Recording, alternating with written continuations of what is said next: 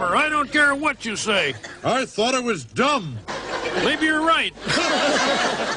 Good evening, members. It's Bill for the Fourth Insider. And Doug with the Fourth Insider. We keep every week is just like another adventure, isn't it, Doug? It sure is, yeah. This city of Kawartha mistakes is just unbelievable. You know, I've been under their gun for about the last 9 years. For whatever reason, I have no idea. My zoning, and this is how it's really funny, we hand delivered today to the city, to the bylaw department, to the city clerk, to the courthouse, the Crown, okay, that thought they had Bill and they were going to lay on a big fine on him so he would make that contribution to the city piggy bank. It's kind of not going to happen.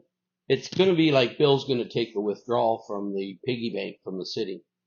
It's almost like these people don't even know their job. They don't do their job. They just come out and harass, charge, throw you into the Lindsay courthouse, the Kawartha courthouse.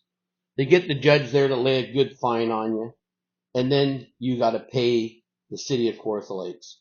What's more concerning is, where is all this money? Because it's not accounted for. And we're saying it's hundreds and hundreds of thousands of dollars annually. If not millions. If not millions, likely millions if you knew it. If it's not just from selling scrap that the scrap dealers should be selling, where the city now is in the scrap business.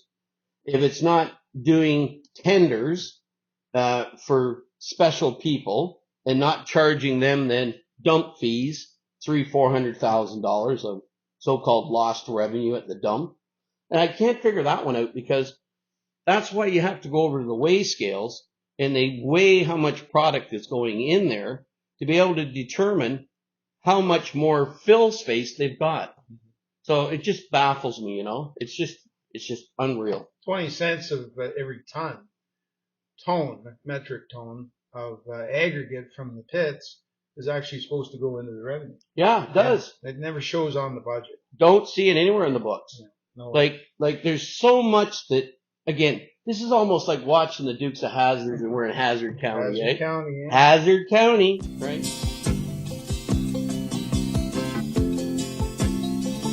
Just a good old boy, never meaning no harm. Beats all you never saw, been in trouble with the law since the day they was born. Hi, it's Doug from the Kawartha Insider. And it's Bill from the Kawartha Insider. We have a little bit more news to bring forth to the members and the public. We have an interesting situation with the Water Coalition, the Citizens Against Unlawful Water Billing. We had a situation on February 2nd where we had a deputation. The deputation was heard by Mariko, who was one of the members of the coalition, and myself as well. Interesting, that was an evening deputation. The deputation was accepted and received by the council and the mayor to be looked at a later date. It was supposed to be looked at the water budget meeting. Well, that passed, and it was never ever looked at. This is another way that the council and the town pushes their ways on the people. These ways are not right. It's not democratic. And even I draw the line on dope and drugs for any amount of money. Me too. Any amount. Any amount. Makes them shiftless, swimmy-headed, and unpredictable. Like him. And they don't follow through with what they said. Wouldn't you call it, that's like extortion? Well, it is actually extortion and a fraudulent act to charge for a service not rendered. It states right in the Municipal Act, and that's what I said in my deputation, that they're breaking the law through the Charter rights, through the Provincial Act, and through the Municipal Act. And I stated that in that council meeting and deputation that was what was going on, and that they needed to address that and read the Municipal Act. Again, it's been ignored, and the people have been ignored, but we will not ignore it. Remember, Sally, when I promised to kill you last? That's right, Major, you did. I lied. So I think what it's going to have to take is maybe a court challenge. Yeah. You know, and get in front of a judge and explain the fact under the Municipal Act that the city has no authority to charge people for services or water that they don't require. They don't want, they don't need, they're not under a legal contract. There is situations within the city of Quapaw Lakes where the people have actually had the bailiff and had collection agencies approach them. Hasta la vista, baby. From the city of Quapaw Lakes to force them to pay. And these people have in reply have sent letters to the town stating that they were under duress at the times, and had to pay some of their water bill. This is to try and under contract law, the town is trying to force payment. This is not legally right. But I wonder if they've been watching the Dukes of Hazzards and they've been taking some pointers from Hazard County. Well, Boss Hog. Yeah, Boss Hog. I really wonder if that's been their game all along. Mm-hmm. Anyways, it's Bill for the Kawartha Insider. And Doug with the Kawartha Insider. Thank you. Thank you. Now, Doug, you had something that you wanted to address for the members. Yeah, for the Kawartha Insider, it's Doug and it's Bill. Yep.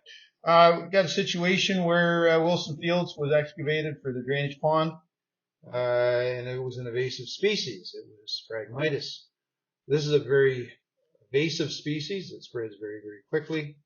It's interesting that the methods that the city and the contractors used actually was spreading the invasive seeds all over the place. Yeah. It says here, clean equipment protocol for industry.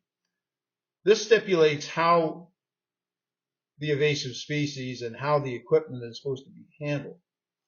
Where does this document come from? This comes from the Ontario government. They state that, the equipment should be cleaned, and they show, the methods that the equipment should be cleaned and so on. It's interesting that none of this, in my respect, none of this was ever followed. So the equipment was actually, all this invasive species was transported from the west side of Lindsay to the east side of Lindsay, and then put on top of a dump where it can spread the invasive species all over. Now, this is another example of how the city of Quapaw Lakes proceeds in the way that they do things. It's cheap, but is it cheap really to the people? And what effect in the long term will it have on the people in the area? Well, again, though, you're right. I mean, the biggest concern with this is that we had 4 tenders bidding on it. Yeah. And some of the tenders didn't realize that there was free dump fees when they were bidding on the tender. Yeah. So it kind of tells you that the tendering process was all different for all the different contractors. Amazing how they can do that, eh? Yeah. Yeah. And of course, again, this cleaning process was, in my respect, was never followed. Well, we followed, and that was the nice part. We followed the trucks. Yeah. They just backed in, loaded. Some of them never even put their tarp. These loads are supposed to be tarped. Yeah. So that nothing can blow out. We followed them all the way around to the dump. We watched them drive in, go around the weigh scale, and my wife and I went up on top and said to the lady, well, what's going on here? And she says, well, we were told not to run them over the weigh scale because it's a capital project. And I said, capital project or not, that stuff has to be handled in a different manner than any other product that's being transported. Mm-hmm. And there's none of that being done. No. So, again, what did you do? Well, I called the government. I called the Ministry of the Environment, Ministry of Natural Resources, their Agricultural Division, the Invasive Species Division. It was funny, about, I said I was kind of being put off by these organizations of the government. And I made a stipulation that at 4 o'clock they pushed me off the cliff. And it was right. There was never anything done. I did see an interesting situation though. After the first or second phone call, there was 8 City of Quapaw Lakes pickups. All of a sudden went to the dump. And didn't they though, they started moving that product and digging and trying to bury it? Yeah. Where before, when we were there, they had laid it out over top of it. Yeah. And now they were hurrying to get it moved back, to dig a hole and push that other topsoil up so that they could get that stuff buried down. Interesting, the night that they were transporting this, and interesting that the night that it was exposed on the top of the dump, we had some of the highest winds that we've had all winter. Exactly. So that seed product not only is being transported through tires and through the equipment, Through the air. and through the air on the transportation to the dump, all through the town and so on, and through the highways, but it also was spread through the high winds. Oh, yeah. So there was no protection. None. If that was you and I, what would happen? Well, we'd be sued. We'd be charged And sued. and yeah. they'd hit us with everything they could throw at us. Yeah, yeah. But yet the city can do anything it wants, and everybody turns a blind eye to it. That's why Bill and I are doing what we're doing, is Yep. to bring it to public notice that these things are actually happening. So for Bill, And for Doug, this is a Kawartha Insider. Thank you. Thank you. I trust you can handle this contraption, Q. It goes by hot air. Oh, then you can. He's actually gone. Will we ever forget him? Who? You know, what's his name?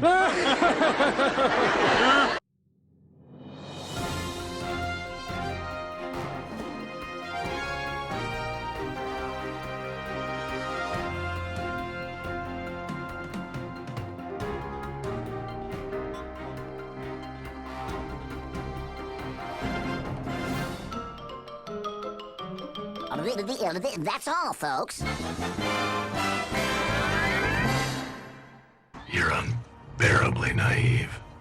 Well, I was born yesterday.